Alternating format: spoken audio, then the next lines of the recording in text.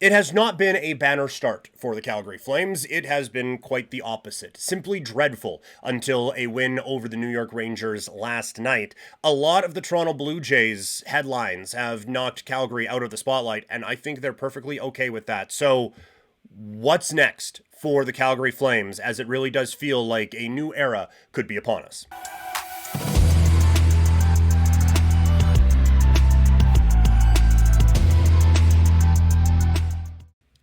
The Calgary Flames got a win yesterday. That's cause for celebration when that is win number 2 in game number 10. It has not been a great start for the Flames. And again, not a lot of people talking about it outside of the market because there's this baseball thing going on that's got everyone's attention. But this is a bad hockey team right now. There's no sugar coating it. There's no, oh, well, they're trying and This is a bad hockey team. It's a really bad team right now. Basically, it is Dustin Wolf and nobody else. And you can hear some of the frustration with the, I can't generate chances, which is as scathing a criticism of teammates as any hockey player is going to give. And so the obvious now is that any hint of being competitive for this team needs to go out the window. And I have pushed back on people saying, oh, they need to blow it up, with the suggestion of, look at this team.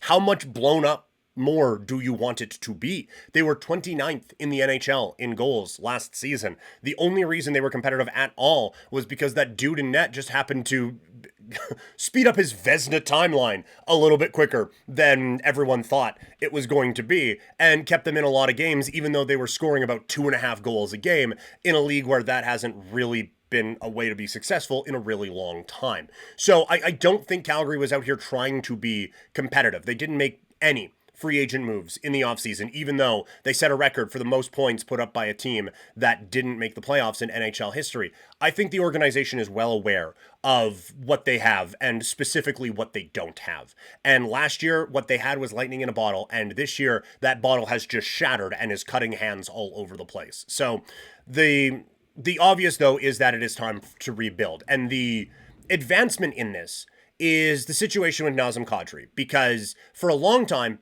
everyone on Flame social media, oh, trade Kadri, trade Kadri, trade Kadri.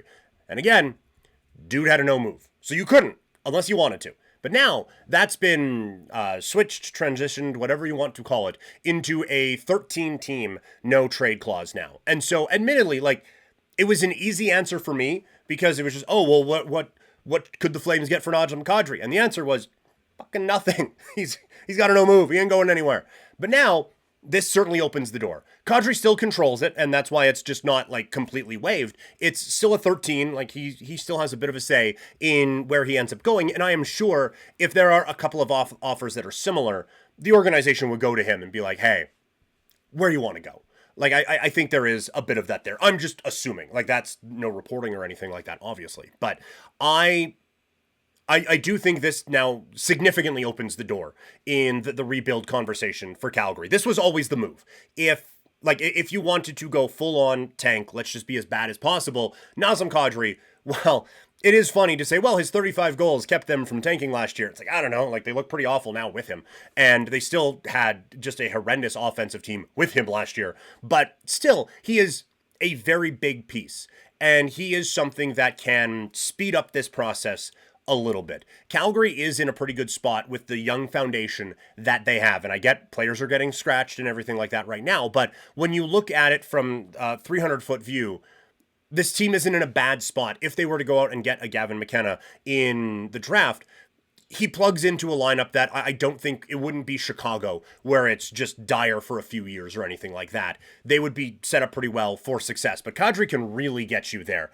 And it's not just the player or anything like that, but it is also the situation that a lot of teams find themselves in right now. Nazim Kadri is exactly what basically every contending team in the sport needs at this particular moment, and it is a top 6 center. Everyone basically is lacking high-level center depth. And because he is someone who has done it before in the playoffs and can fit a number of different roles, you need him out there on the penalty kill, fine. Power play, of course. As your number 1 center for a little bit because the dude got hurt, absolutely. Really good number 2 center, probably the best spot to put him in. How about a number 3 center? Would be one of the best in the league if you put him there. He fits so many different things that I think he moves to the top of players that could get the Flames the most back in a trade. I think they could get more for him than they could for Rasmus Andersson. Maybe Andersson being a bit of a smaller ticket this year helps out, but I do also think Kadri, it's not a small ticket, but being kind of locked in and having a little bit more of cost certainty, I guess, on the player helps that out as well. So I think that the Flames would be in a position to get a pretty good haul from, say, a desperate Toronto team or Ottawa, where the wheels are kind of falling off, but we got to do it. Now, I don't know if Kadri would go to Ottawa, but you know what I mean? Like, there are Colorado, they think they figured out their second line center thing, but I think Kadri would be an improvement there. Winnipeg perpetually is looking for a second line center. Perish the thought, but dude seems like he'd be a Florida Panther, doesn't he? Like, there's so many teams that feel like they could use a Nazim Kadri that I think this would be kind of that magic pill that could really help things out with a Flames rebuild. So this would be a big spot for Calgary. And if he is willing to go, and Blake Coleman as well, Calgary could be in a spot like they were a couple of years ago, where they're the belle of the ball. They are, the lights have come on, it's 2 a.m, and they're the prettiest girl at the bar. They have what everybody wants. They have a proven, high-level, top 6 center, second line center, whatever you want to call him, in Nazim Kadri. You have a strong top 4 right shot defenseman in Rasmus Andersson, and you have a proven depth scoring piece with tons of playoff experience in Blake Coleman. The Flames could really speed up their rebuild and get this thing moving in the right direction if all those guys want to go. I have always cautioned with rebuilds, you do still need some adults in the room, but that part you can figure out later. You got Backlund. He's very adulty. Hanley can help with that as well. Like, if they move these guys, they would still have some of those voices in the room. So I get frustrated sometimes where, just trade this guy for a 5th. It's like, he's worth more than that to this organization. You'll be fine with only one 5th round pick this year. It'll be okay. But for these guys, this is a big spot for Calgary to really speed this thing up. Toxic in the chat. The season is basically over at this point, to be honest. Flames got some good young pieces already. Also asking, is Coleman worth a first, at least a second? A first might be a bit tough on the Blake Coleman part. I would say a second. It would be, I think you could get a bid going for him and get that up to a second. A third, no doubt. And if it ends up being a third and a prospect, fine. Like that, I'm not going to lose a whole lot of sleep over that. The Kadri one and the Andersson one are the big money ones at this particular time. We also have Connor on YouTube. He should be fetching more than the Isles got for Brock Nelson last year. Yeah, like, Brock Nelson certainly has his role in the National Hockey League, but Nazim Kadri greater than sign Brock Nelson, right? So let's just pull up old Hockey DB here and make my computer get laggy for a second.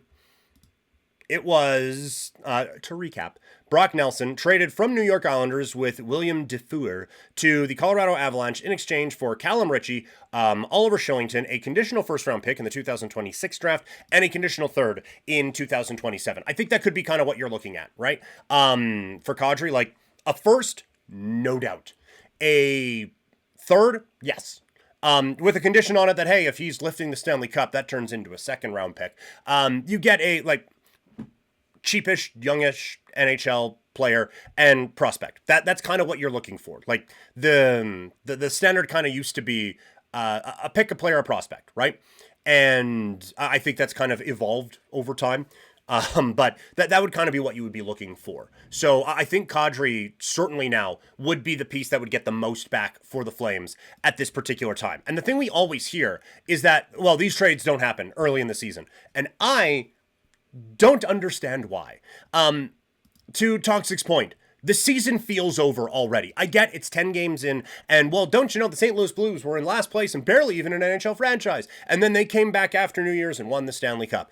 You know why we use that as an example from 2019? Is because that doesn't happen a lot. You know what happened last year with the teams that were in last place around this time? They stayed last place and sucked the whole way. There wasn't this miraculous comeback story. The reason that was so cool and so weird is because it was weird. It doesn't happen all the time. I hate that teams use the exception as the rule to justify not doing anything. It's so frustrating to me. Oh, and on the other side of it, these teams know they have issues. The Jets have known for 3 years that they need a second line center. That's why they brought Jonathan. They didn't bring Jonathan Taves in just for a feel-good moment. They brought him in, playoff experience, and knowing they need some center depth, right? The Leafs, for forever, have known that they kind of need a little bit more help there, right? All these teams, I'm not saying every issue is apparent 10 games into the season. And I'm also not saying that things don't change from 10 games into the season to the time that the Stanley Cup gets hoisted several months from now.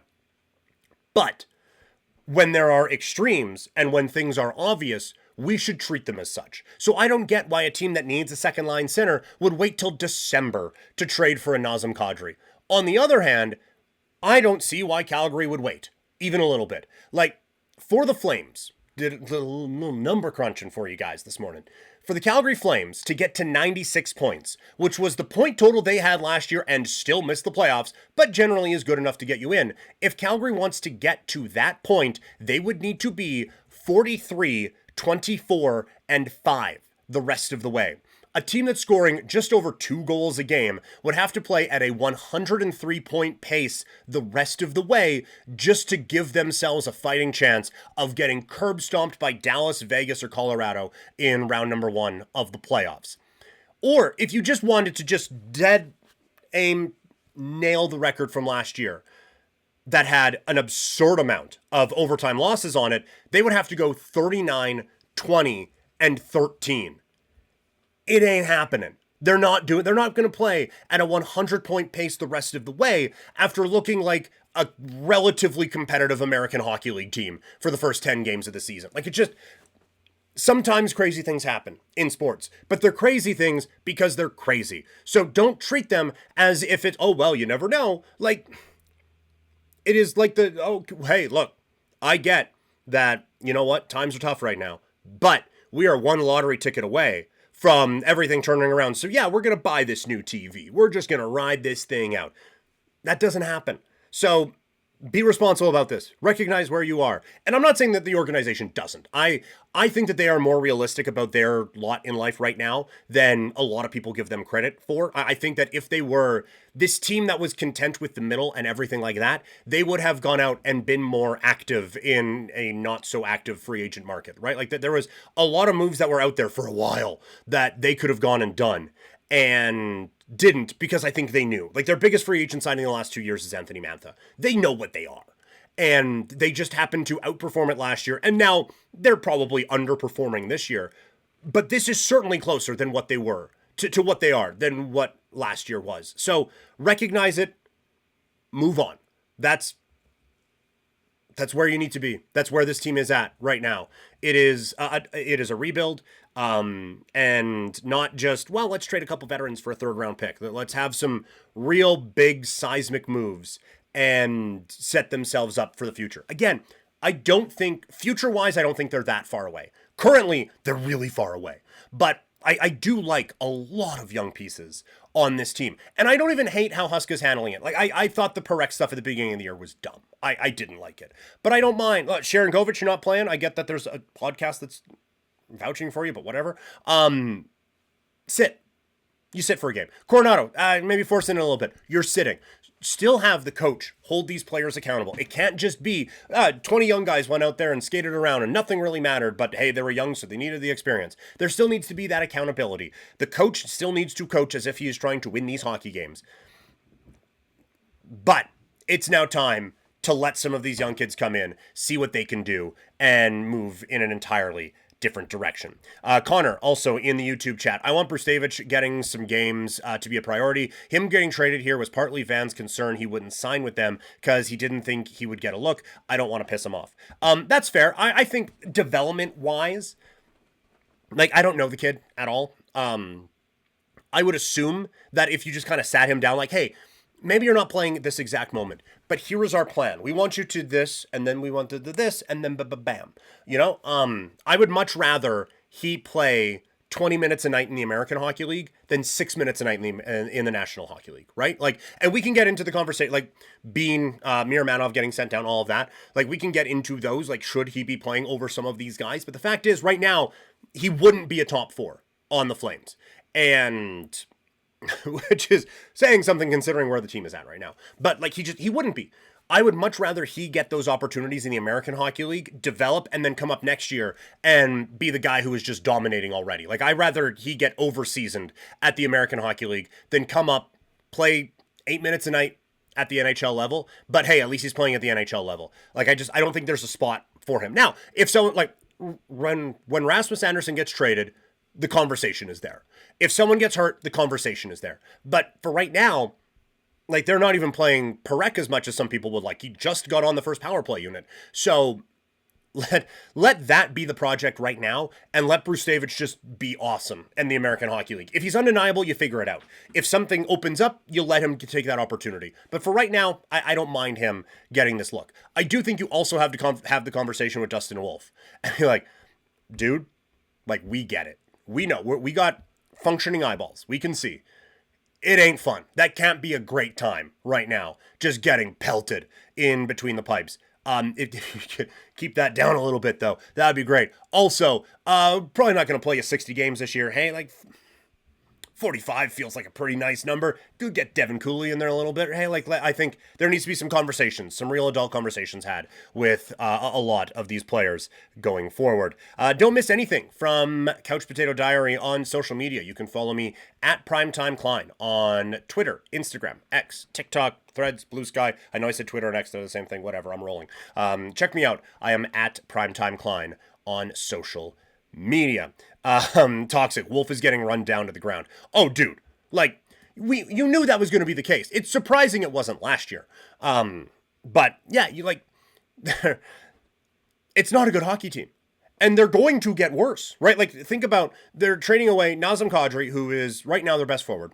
Rasmus Andersson, who's in the top 2 of their best defensemen. And Blake Coleman, who is on just perpetually the best possession line this team has every year.